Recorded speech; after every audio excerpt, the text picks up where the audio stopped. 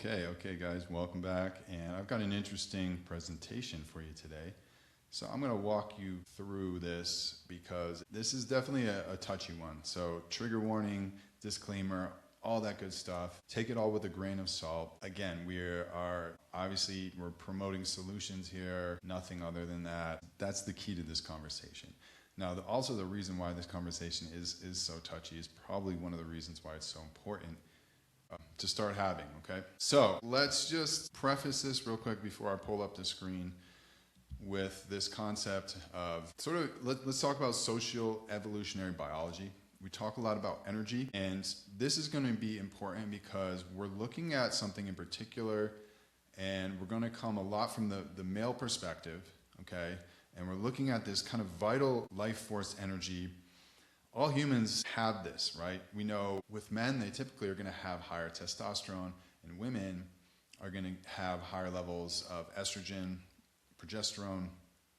Okay, so we know there is a biological difference there, and what we're going to do is we're going to look a little bit deeper at this one particular concept, and the way I want to frame it is that human beings have evolved under very difficult conditions for most of human history. We have been in conditions of uncertainty, danger, scarcity, continual adaptation.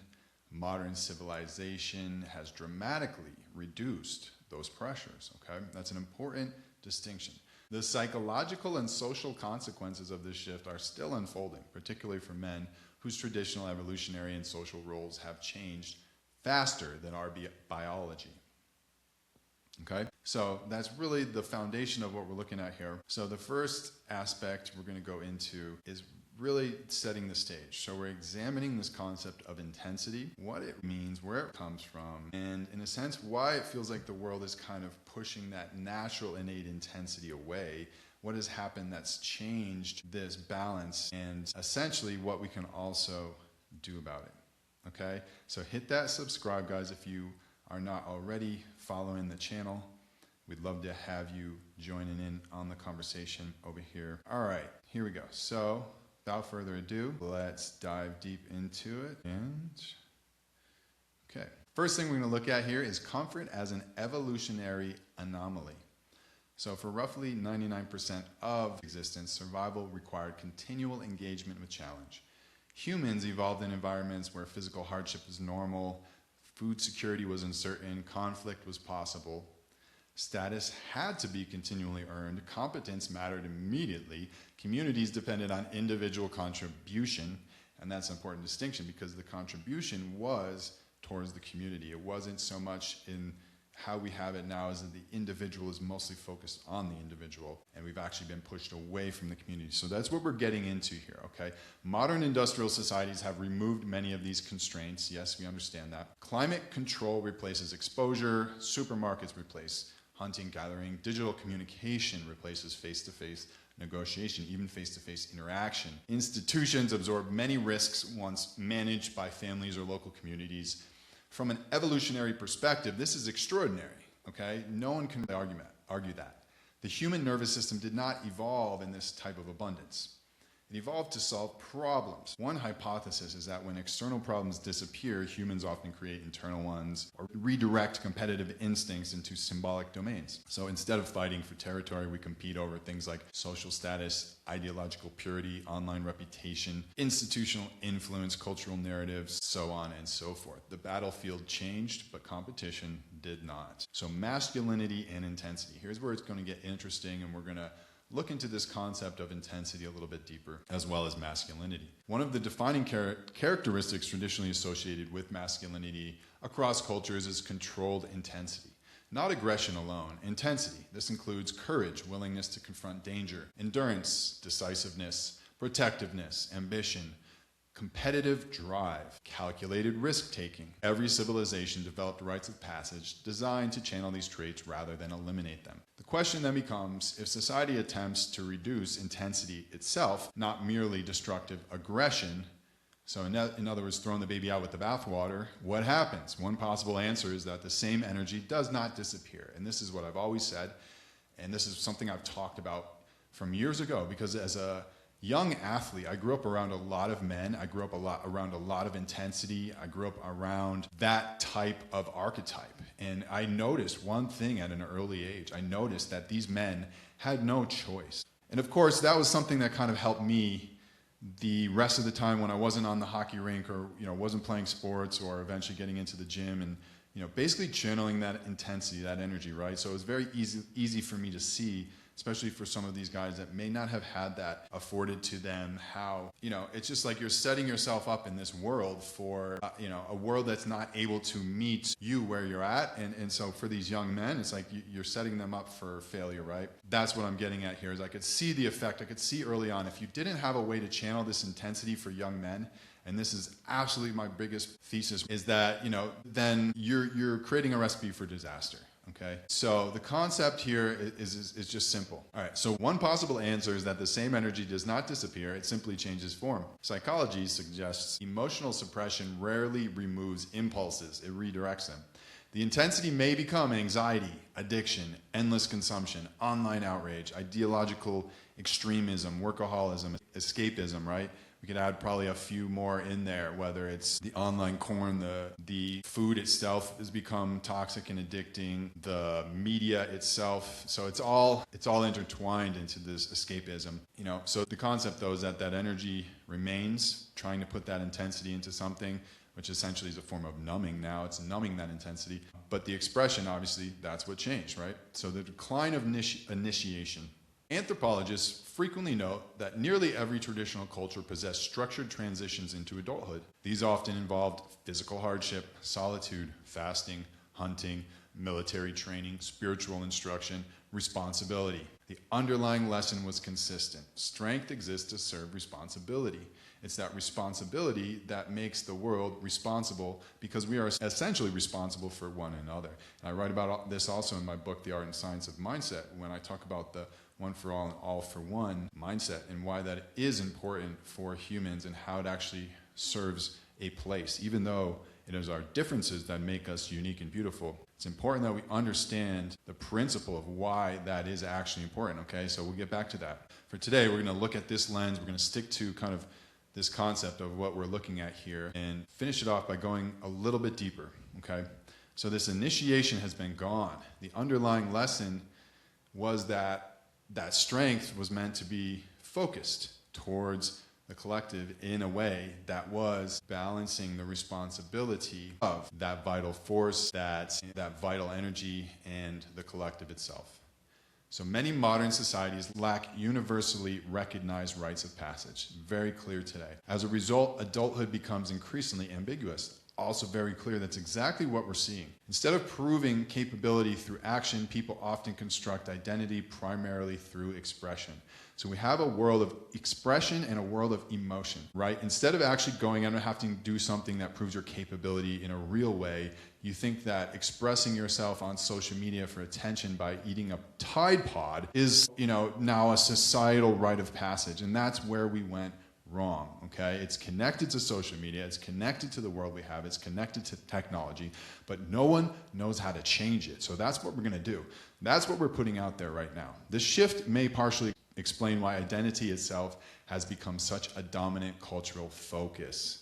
100%. We are in the identity era, the individualism, rugged independence, rugged individual, identity politics era, 100%, 1,000%, me. That's it. That's where we're at. Okay. Safety as the highest value. Modern liberal democracies understandably prioritize safety. Medicine, engineering, law, public health, technology.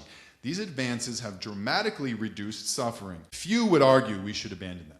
Yet every value becomes problematic when elevated above all others. When safety becomes the supreme cultural virtue, several trade-offs may emerge. Innovation requires uncertainty. Freedom requires risk. Leadership requires unpopular decisions. Truth sometimes produces conflict. Growth itself requires discomfort. And if minimizing discomfort becomes the primary objective, societies may unintentionally discourage precisely the behavior that created prosperity in the first place.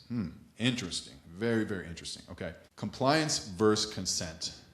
This distinction deserves careful attention. Political philosophers have long differentiated between genuine consent and passive compliance. Consent implies I understand this and freely agree. Compliance may simply mean I don't believe I can meaningfully resist. Large institutions naturally create incentives for compliance. Schools, corporations, governments, media ecosystems, algorithms. None necessarily require malicious intent, but these complex systems often produce conformity simply because conformity reduces friction, right? And this is that sociological experiment of going against the herd, essentially, which most often than not, people struggle to do. So if you create an environment where everyone's just doing the same thing because everyone else is doing it and no one has the courage to speak up, then you end up having problems because everybody's, the blind leading the blind, so to speak. Okay, so in other words, sociologists sometimes describe this through concepts like normative social influence and institutional inertia. People frequently adapt because adaptation is easier than coordination. So once again, instead of coordinating, working together, it's easier to follow along to the lie and adapt to the system rather than coordinate and stand up collectively. And we also pointed out how the world has taken this natural sense of initiation away from both young men and, of course, young women. And so now there's also no template, there's no blueprint for what the purpose of these things even are anymore. Okay? So again, this gets us into this coordination problem. Well, why can't we coordinate to fix things and to make it better? One of the more compelling modern observations is not necessarily that people disagree with institutions. Rather, many believe no effective mechanism exists for coordinated action. This creates what economists call a collective action problem. Thousands of individuals may privately hold similar concerns, yet if each assumes everyone else supports the prevailing system, almost no one acts. This is what we talked about a second ago. This phenomenon resembles the concept of pluralistic ignorance in social psychology. Everyone thinks everyone else believes something. No one realizes many privately disagree. The result is widespread inertia, not necessarily agreement. Strong men in modern society. The phrase strong men often evokes political slogans, but strength can be understood more broadly. Strength may involve moral courage, intellectual honesty, emotional regulation, physical capability, willingness to sacrifice, leadership under uncertainty. Every civilization depends on individuals willing to accept costs others avoid. Teachers, parents, entrepreneurs, scientists, whistleblowers, soldiers, community organizers, artists. The issue may not be shortage of physical strength alone. It may be a shortage of people willing to bear social costs in defense of deeply held principles. That observation applies across ideological perspectives. Okay, the masculine and the feminine as complementary forces. So here's where we get to the actual solutions, where we start to sway the brainwashing back towards being grounded and rooted in the humanity that is our ancestral origin story, okay? Because what we're trying to do is we're trying to escape that. So the masculine and the feminine as complementary forces. Rather than viewing masculinity and femininity as opposing camps, many philosophical and psychological traditions frame them as complementary patterns. The masculine is often associated with structure, direction, protection, action, order, sacrifice, and the feminine with nurture, adaptation, intuition, relationship, creativity, and integration. Healthy societies require both. Problems arise when either principle dominates completely. Unchecked masculine expression risks domination and violence.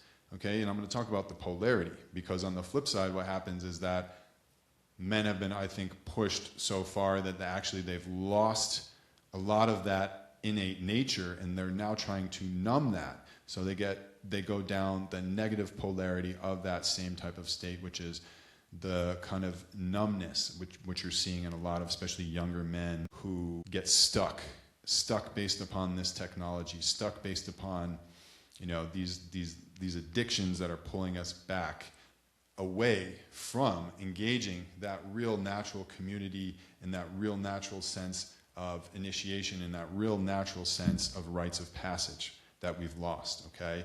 So then on the other side, right, we're looking at unchecked nurturing without sufficient structure can struggle. Well, that can be not maintaining boundaries, losing accountability, and just general lack of resilience, because again, we're losing ourselves within this greater picture. And then on the flip side, also I'd argue that many women have been pushed into this very fight or flight state. So it kind of comes off as this inability to even even be open or have some sense of openness to that other natural polarity, so that you become overly resilient as like an adaptation tactic, and now again you're losing connection to that side of yourself.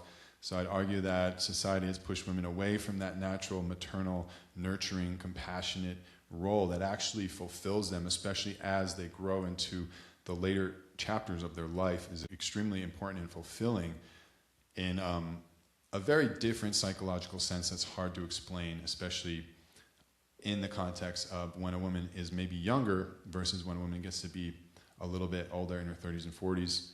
The challenge, so again, the challenge is really this integration rather than replacement, okay? So what we're looking at is not one replacing the other, not one dominating the other. We're going to talk about that here. But really this balance that is more focused in integration and making sure that it's about looking at society as a whole, okay? That's what this is about, a more nuanced conclusion, rather than blaming men and women collectively. That's not helping. It's pushing us the opposite direction we want to go. So we have to move out of that. It's okay to identify that a lot of people have been caught into those patterns, and most people, like I said, are like these lemmings, these NPCs. So again, a good experiment. If you've never heard of it, I believe it's the waiting room experiment, and essentially what happens is people will conform to 5 or 6 or 10 other people in the waiting room who every so often, when there's a beep that goes off, they stand up and they sit back down. And there's no other exchange of information. It's just simply once this small collective starts doing it, eventually the solo individual will become so pressured by the need to maintain, fit into the collective, they just simply start to do what everyone else is doing, okay? Similar to this authoritative experiment, the shock experiment, where people are told to unknowingly shock someone. In their mind, they believe, they're doing what the authoritative figure is telling them to do, but they're actually hurting the individual. Well, it is, of course, a study. It's set up to not actually cause pain to the individual. The amount of force or the amount of pain that's inflicted, the amount of electrical shock, goes to a point that would essentially truly be lethal, would unalive the actual test subject. And this is simply by following the authority of someone else telling you to do that without questioning whatsoever. And we've fallen trapped to this collectively and within this world. And so that's why I say these patterns become very prevalent. The underlying humans are still unique individuals, but the patterns have overtaken the human beings. Okay, so perhaps the central issue is not that, again, modern society has become too soft, okay, but maybe something that's more defensible, right? Let's say modern civilization has succeeded in dramatically reducing many forms of physical hardship.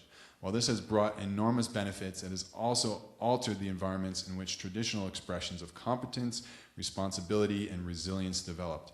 The challenge for contemporary society is not to recreate unnecessary suffering, but to cultivate meaningful forms of challenge that preserve courage, initiation, discipline, and service without romanticizing violence or rejecting the genuine achievements of modern civilization. That perspective avoids nostalgia while acknowledging an important tension. The ultimate question may not be whether men need more hardship. It may be whether human beings, especially those inclined towards leadership, protection, and exploration, still require meaningful challenges to become fully developed. History, psychology, and evolutionary theory all suggest the answer is likely yes. The remaining question is how modern societies create those challenges constructively through service, entrepreneurship, demanding crafts, physical training, exploration, civic responsibility, scientific discovery, artistic mastery, and the disciplined pursuit of truth rather than through destructive conflict. The reframing preserves the developmental value of intensity while directing it towards creation instead of domination. Okay, so this is a key that, again, I wanted to cover because it does really focus on, looking at the collective as facing this problem as a whole. Because although, like I said a minute ago, although we tend to want to remain in this never-ending back and forth argument, right now we have to look at this bigger picture, right? This comfort as an evolutionary anomaly. We've created this world that essentially has given people so much freedom, so much time on their hands, that we've lost connection to really the roots of the world itself, where it even comes from. And so what we're seeing is this whole level of unnecessary problems. And of course, the bigger component is it is driven by this economic system, this economic matrix that has been put in place to preserve this system. Because essentially what you're seeing is that what was once being talked about here as this, this natural economy that was based upon the society itself functioning in the collective, now the system is the collective that replaces the societies, replaces the community, and as a result, the individual has everything they need right there. So there's no reason that actually pushes people to that collective connection. And when you get that, on this level, right, as a metaphor, like obviously we know people still interact with one another, even through businesses, but when you see that bigger concept, what we're getting at here is because of this, now it's like everybody is basically almost creating problems, since it's almost like you have so much, like I said earlier, that extensive level of freedom, that extensive level where you're so independent that you don't even exist in the context of a larger group anymore, but you can still have all your needs met, you can still essentially just exist, right? But we don't exist as this part of this larger collective because there is no collective direction anymore. And obviously it's not even close to something that people could agree on anyway, like what we talked about, which is how governments operate. That's why they have to show you to your face something that, essentially is always going to be hidden in plain sight, that kind of tells you what's going on, right? That's why we had movies about outbreaks and stuff like that before COVID, C-19. But anyway, without going too into the esoterics and getting too off topic, let me know what you guys think. Let me know if this makes sense, and let me know if you feel like this can help create some shift, create some change, and this conversation has, a valid place in the larger, broader picture. All right, thanks again for tuning in. See you guys next time.